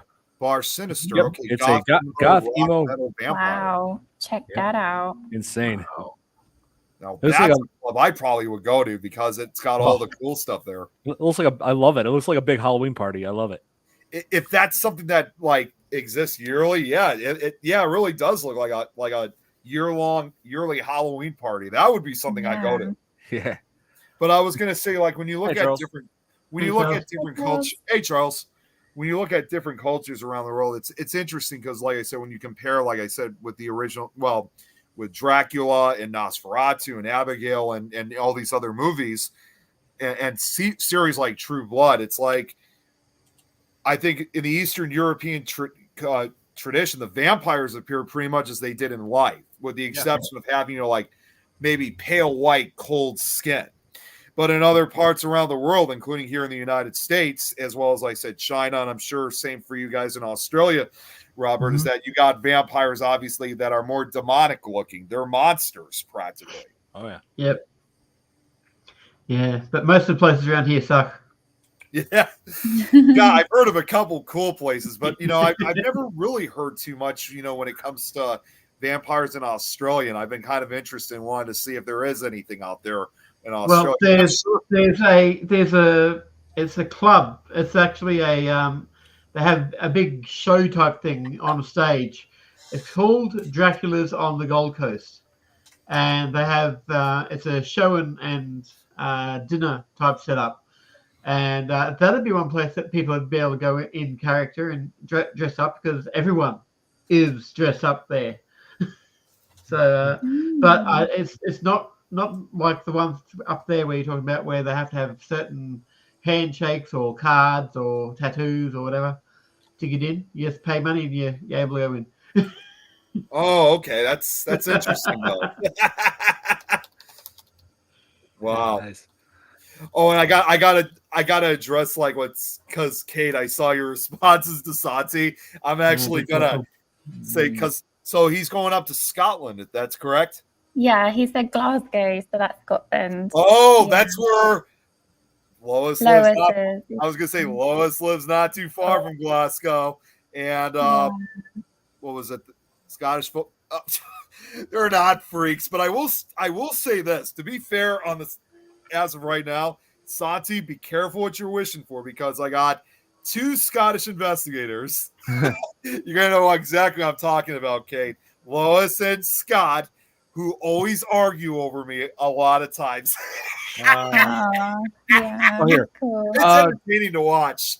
So, what do you guys think? Should there be a sequel to Abigail? Yeah, Or I should think this, so. or should this be a standalone film? I'll let you know after I've seen it. Oh yeah. Yeah. Hey. Yeah. I was about to say, Robert. Yeah, definitely watch the first one. It's I really will. good. It's like it's better than I had expected. Like I knew this was going to be unique, Oh. I but think I've seen it all. It Maybe looks they like could do. Camino up there. Maybe they could do like Abigail's about that. sister. I was going to say, I don't know how much further they can go for a sequel. Although, Yeah. however, Mm.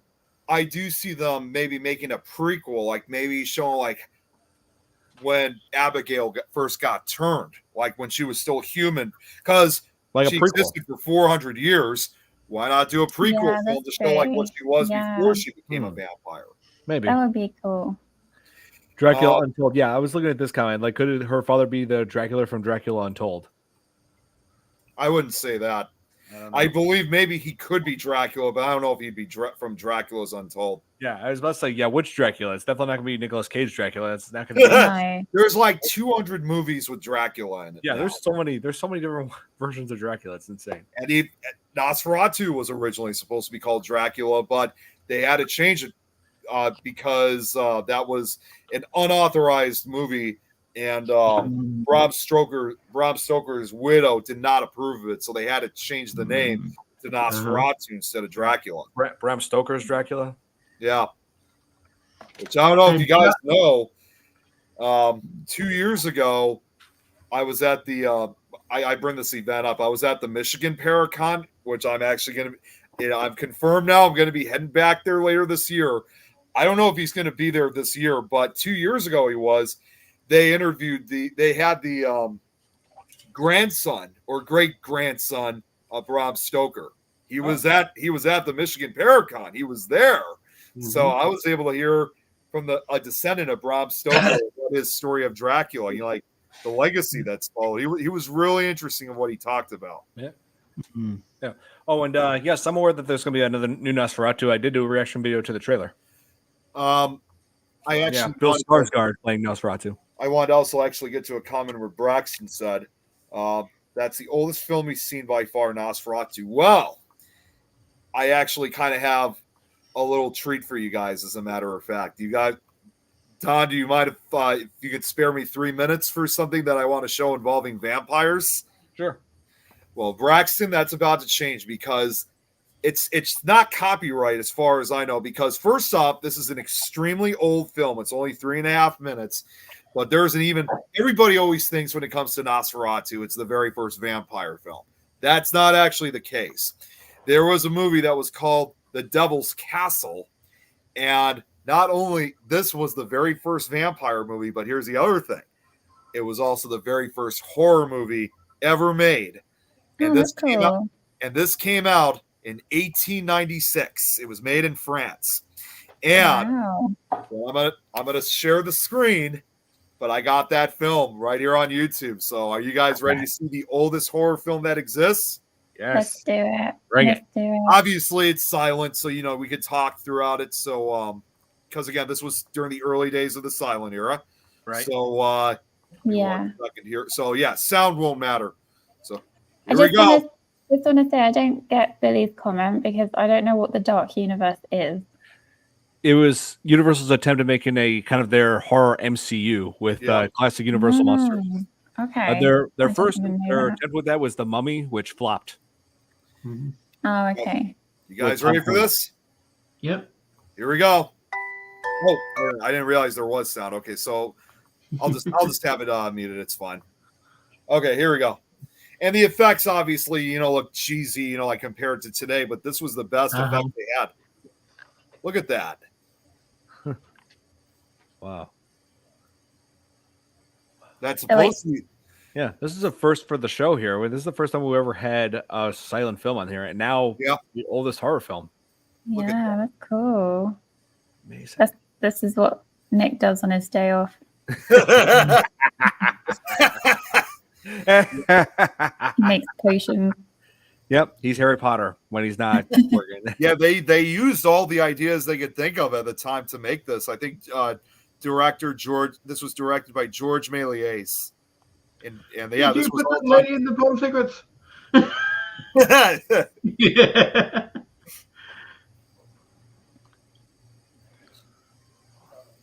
And even with the cuts, like where everything like just disappears quickly. I mean, that's quite incredible for what they had in those days. Definitely. And Charles, I'll answer your question after this is done. See if there's anything about. And poke me in the butt. Way to go. Oh my god. Again, it looks silly. It looks silly to now, but back then this was incredible. This was like huge back in the day. The early years of filmmaking. Yep. Oh, the bench keeps moving. Yeah, it does. Oh, skeleton. Oh, there we go. I've been waiting here so long. No, he turned to a bat now. He's like, skeleton turns to bats. He's like, I didn't sign up for this. And he just runs off. That's actually supposed to be the devil, but he's also he's part vampire too. Don't you know who I am? I'm Batman. Oh, ghosts. Now we got ghost sheep.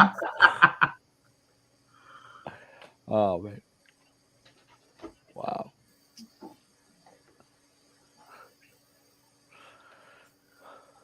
Almost better effects than Yeah.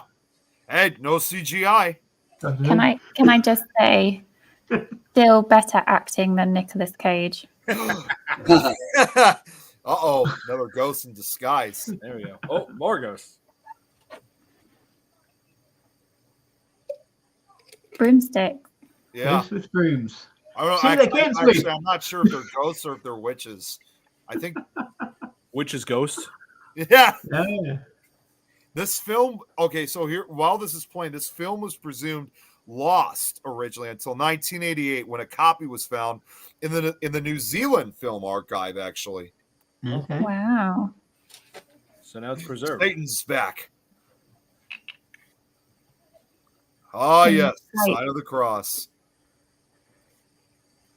Nice. That was really cool, wasn't it, guys? That was really cool. Thanks for sharing. Yeah, so Braxton, now I've changed it for you.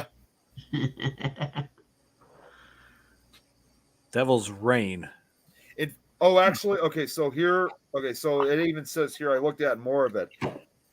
At the time when it was discovered, it was literally, again, like the only known copy of it. In fact, before it was discovered, it said the only known copy of this film was bought at a junkyard originally in the 1930s to 40s in Christchurch, New Zealand, but not recognized until 1985 and then not released until 1988. So just a few years before the film's 100th anniversary. Wow. Impressive. I'm surprised it stayed in such good nick. Yeah.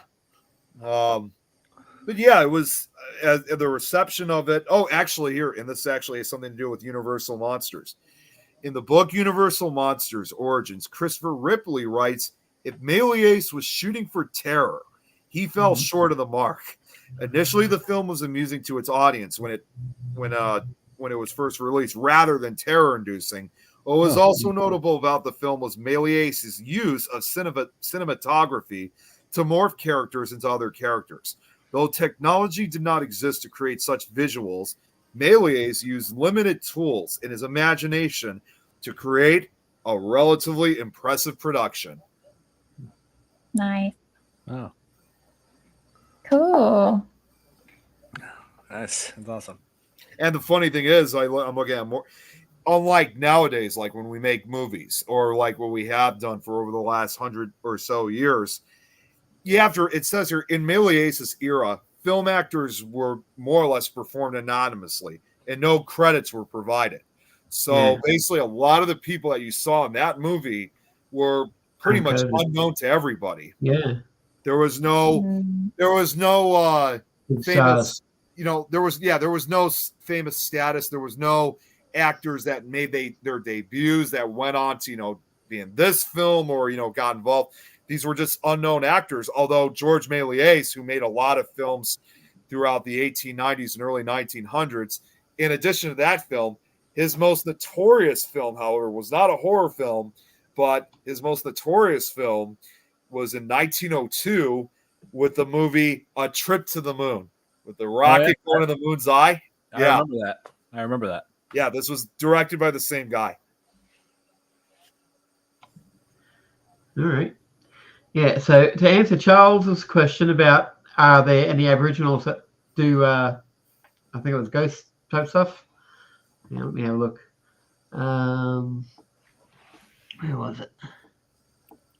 Yeah, do Aboriginals have any spots to investigate? Yeah, there are some. You have to really sort of get to know where the Aboriginals are, who they are, what their culture is, and if you're allowed on their land, because they have, similar to what the Indians have, American Indians have over there. The Aboriginals have their own separate land masses that are deemed just for them. There's an area up in the far north where we think there's a whole heap of gold on their land because the area's scattered with gold all over that part of the world.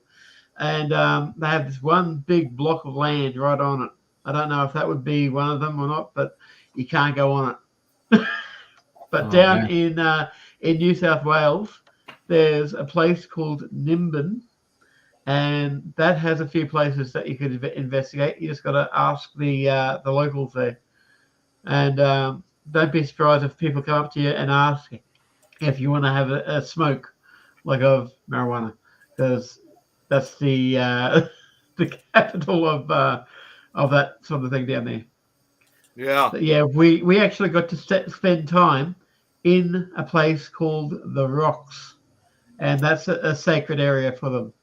And because we got to know a couple of the Aboriginals there at Nimbin, and they said, "Oh, you've got no place to stay. Well, come out to our place and pitch a tent," because we had a tent at the time, so we did. Yeah, it was really good. Just want to also get to this quickly. That's really cool, though, Robert. Dude just showed me something new and hella interesting. An 1896 horror film. Yep, this is where basically this is where it all began. And actually, I wanted to throw one more note involved in this film. Although most of the movie actors I said were performed anonymously, I just found this out. It is known, however, that there was a woman named Jihan Dialsi. I'm not sure if I'm saying it right because it's a French name. She was a successful stage actress who appeared in many of Méliès's films and actually became his mistress and later his second wife. Although they didn't. Funny part is this was back in 1896, but it was like almost 30 years before they eventually got married. They didn't get married until 1925. And and to give you an idea of who exactly it was, which character she played. She was the woman who comes out of the cauldron.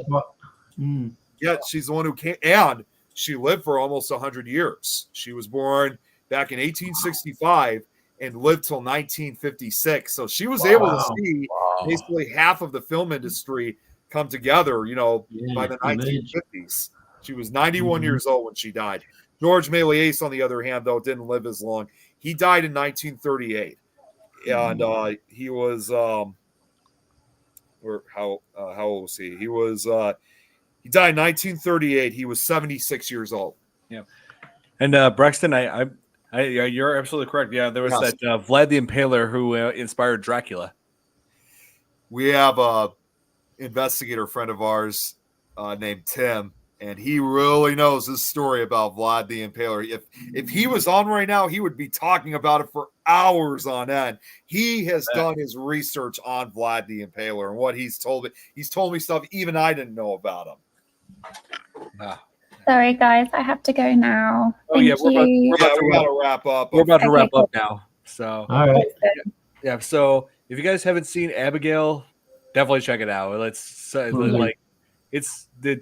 I love this more than Renfield. It's one of the best modern vampire movies. I absolutely enjoy it. So, thank you guys so much for tuning in and for this edition of the Fear Fans podcast. Be sure to tune in next week, and we will be covering the Blair Witch Project. Yay. Yes, can't wait. Thanks, guys. Thank you guys so much. Have a great night. Have a good night. Bye.